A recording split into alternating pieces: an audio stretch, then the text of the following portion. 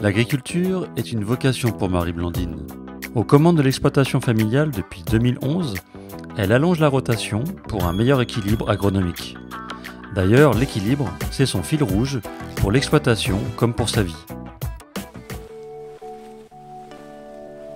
Ça fait 9 générations que l'exploitation se transmet de père en fils. On est 5 filles, nous, il n'y en avait aucune qui se prédestinait spécialement à reprendre l'agriculture. Et puis moi j'ai eu le déclic en première, puisque je suis partie en stage au Burkina Faso. Et là je me suis dit ça me plaît, c'est ça que je veux faire. Donc je suis partie en fait après le bac à Purpan. J'ai choisi d'être un peu salariée dans un premier temps, ce qui m'a permis d'assurer l'équilibre avec mon petit garçon qui était encore petit.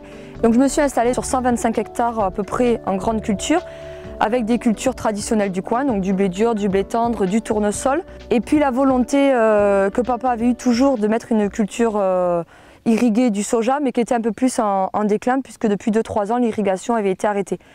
Donc mon objectif, ça a été déjà de rajouter des productions, pour éviter que sur chaque parcelle, trop régulièrement, la même culture soit implantée.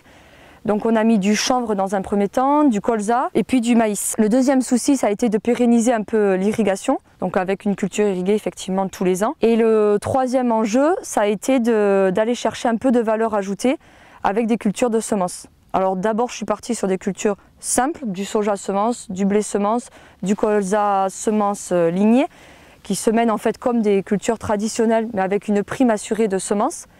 Et cette année, je me lance dans le maïs semence, qui cette fois demande plus de technicité, plus de travail, plus de main-d'œuvre, mais une valeur ajoutée plus intéressante. Bon, au niveau des résultats, je suis surtout contente d'avoir limité le risque. D'un point de vue agronomique, je suis contente d'avoir intégré ces nouvelles productions, d'avoir aussi trouvé des partenariats avec des centres équestres autour de Toulouse, ce qui permet d'apporter du fumier de cheval dans les parcelles.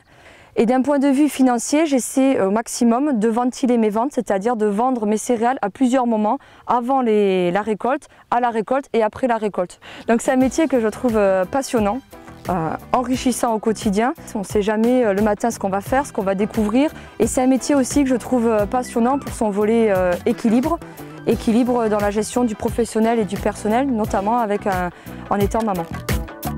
Mon projet d'installation vous a plu, alors tout cet été, votez pour moi.